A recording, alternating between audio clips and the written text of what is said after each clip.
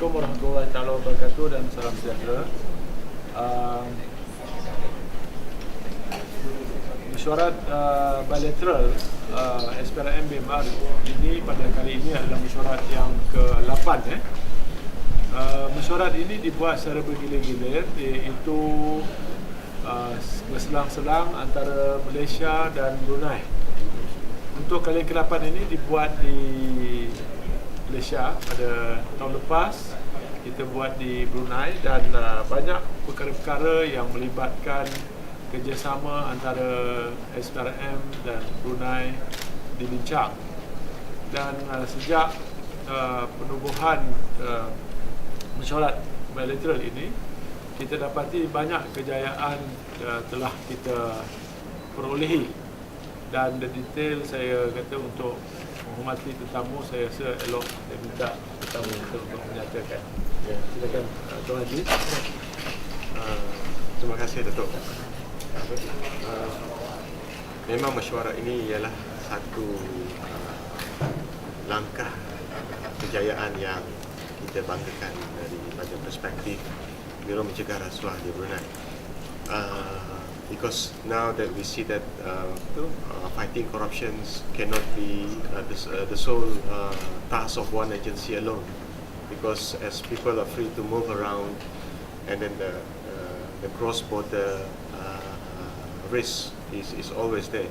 So sejak kita menjalin hubungan yang sangat rapat, kita sangat bangga juga dengan bantuan yang telah dihulurkan oleh SPRM kepada kita di Biro Mencegah Rasuah Brunei dalam berbagai bidang, terutama sekali dalam perkongsian maklumat dan juga operasi bersama yang telah kita buat. Di antaranya ialah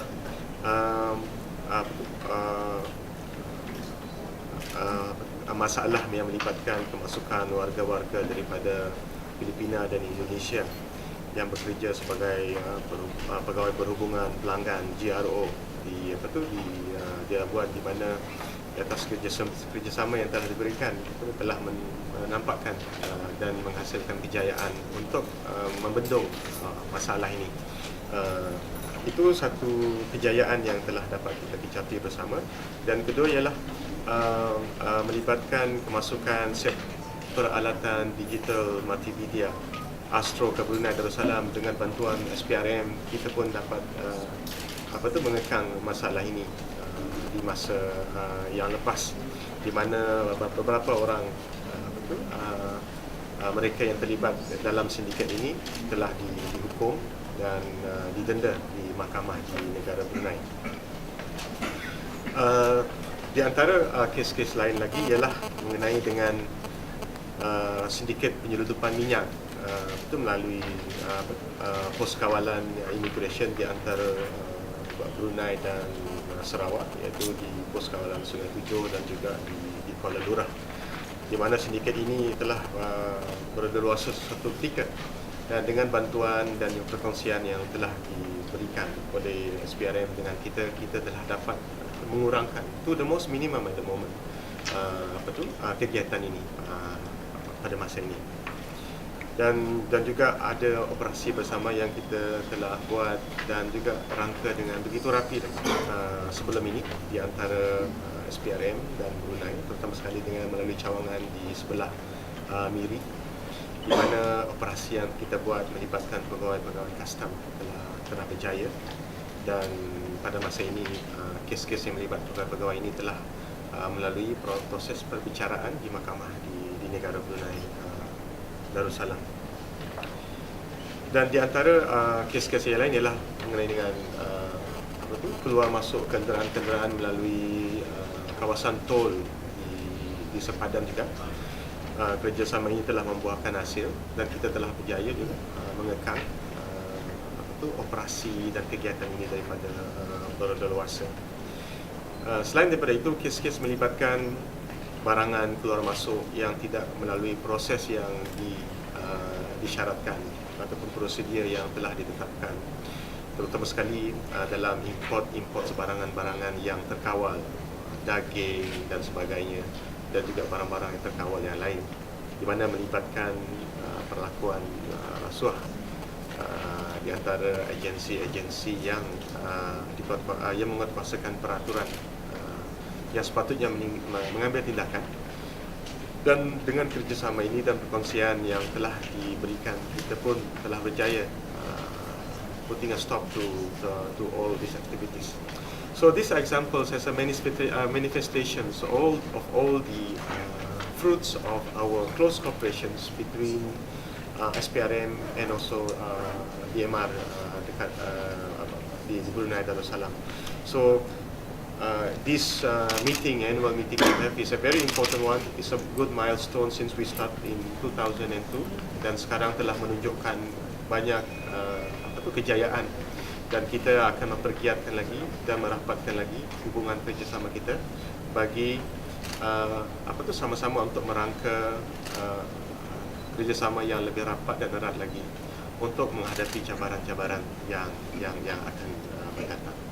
Itulah yang dapat saya sampaikan, dan saya mengambil kesempatan ini untuk merakamkan penghargaan kita kepada Datuk Seri dan pegawai-pegawai SPRM yang telah memberi ruang dan also bekerja sama dengan kita dalam berbagai bidang.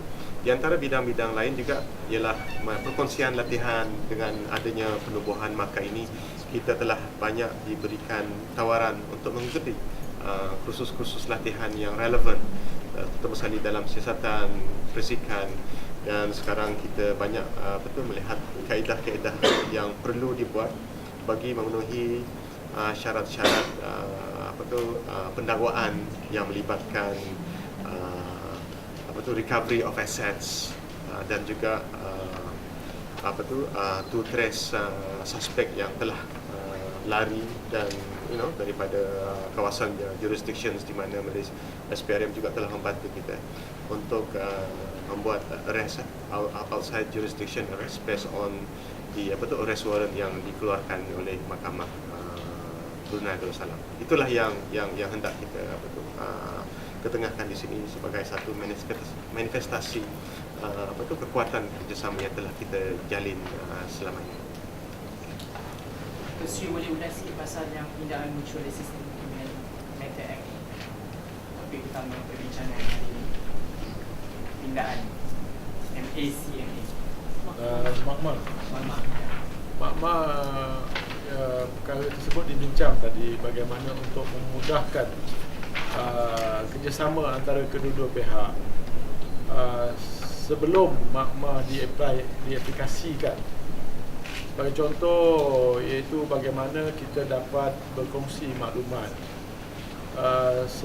semasa dalam siasatan, dan bagaimana mutual legal assistance ataupun MLA diguna pakai ataupun permohonan dibuat setelah beberapa maklumat asas diperolehi melalui kerjasama ataupun networking antara kedua-dua organisasi.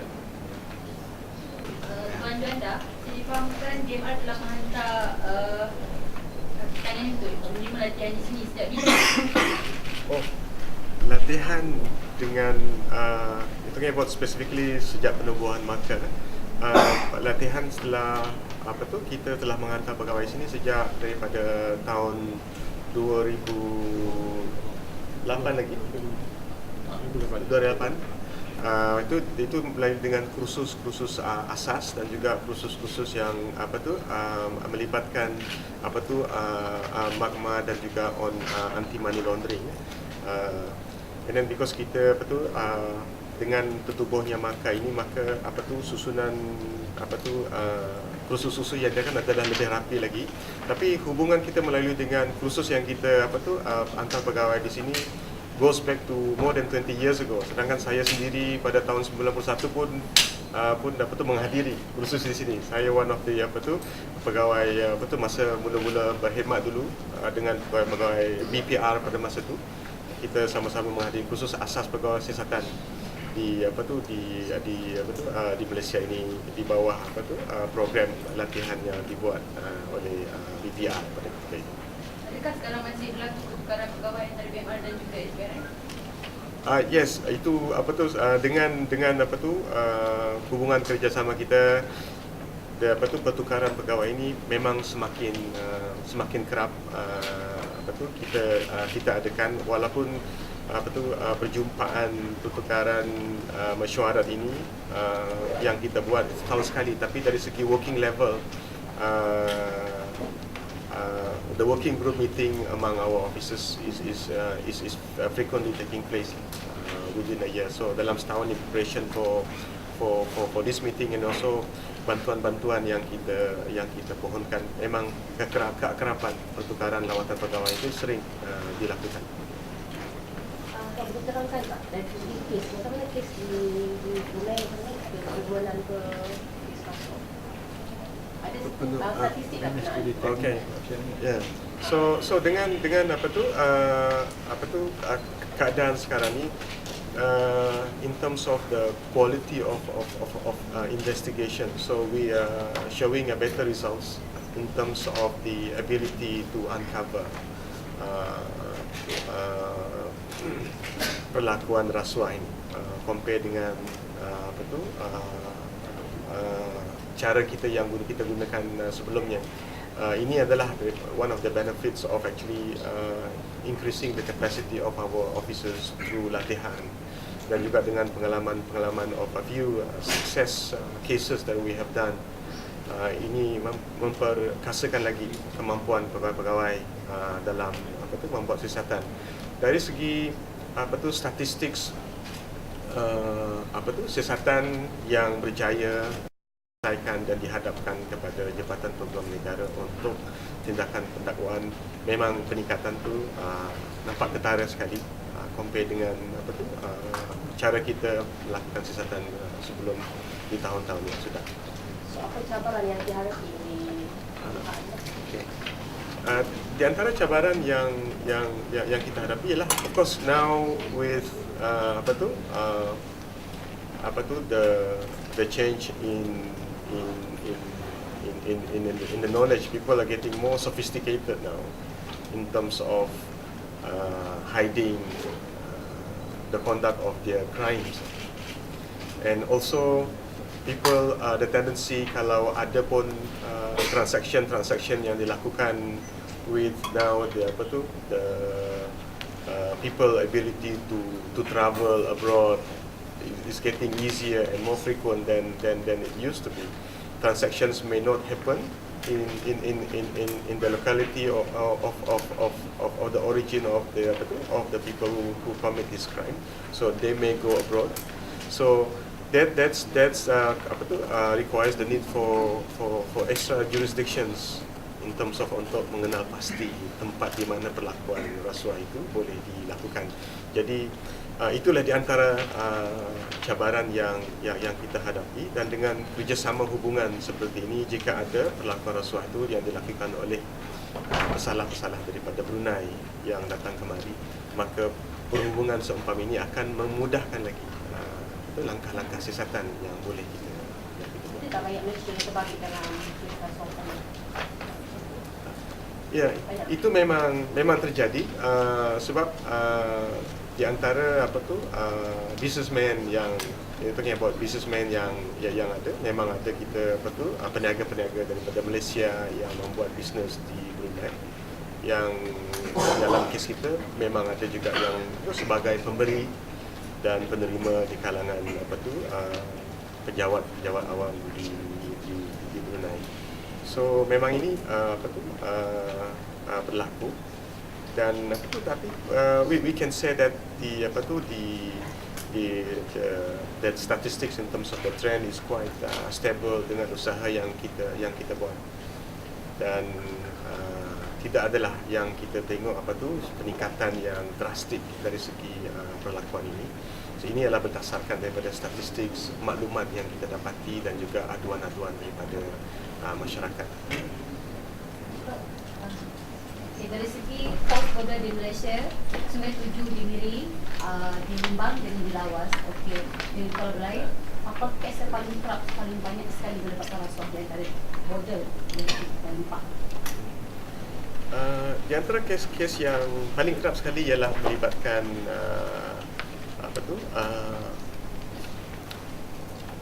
extension of visa for foreign workers like Filipinos, dan juga Indonesia untuk melanjutkan lagi visa untuk masuk dan berada di Brunei. Jadi kalau mengikut proses dan prosedur yang ada, there are limitations on the extension that appropriately can be given to the visitors. Tapi of course dengan adanya pos kawalan tersebut, jadi ada yang menggunakan ruang itu untuk membawa pasport tanpa actually mengikut peraturan yang ada itu, dan of course dengan menyogok pegawai immigration. So itulah di antara kes yang kita hadapi yang bermasalah. Dalam ketiga Okey, pos apa border ni dekat Sarawak, sebab ada meeting lagi ni. Last 2 question please. dalam ketiga pos border ni dekat Malaysia ni sendiri, Lawas dan Limbang, yang mana yang antara tiga ni yang paling banyak dalam kes yang extension visa masuk? Saya kira yang lebih kerap daripada tu di antara keduanya ialah I think di kawasan Kuala Lumpur dengan Limbang. I think one of the reason is dia lebih dekat dengan kawasan bandar. Jadi banyak juga yang pekerja-pekerja dan juga pelawat-pelawat ini yang lebih tertumpu di kawasan tersebutlah. Itulah yang menyumbang kepada kekerapan itu.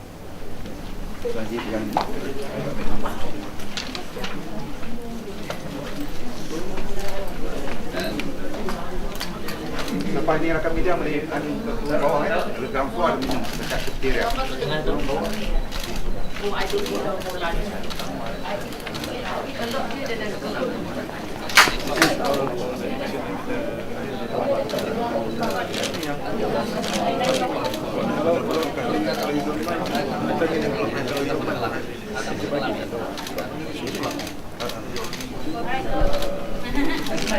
Ada jawab SMS. Ada jawab SMS.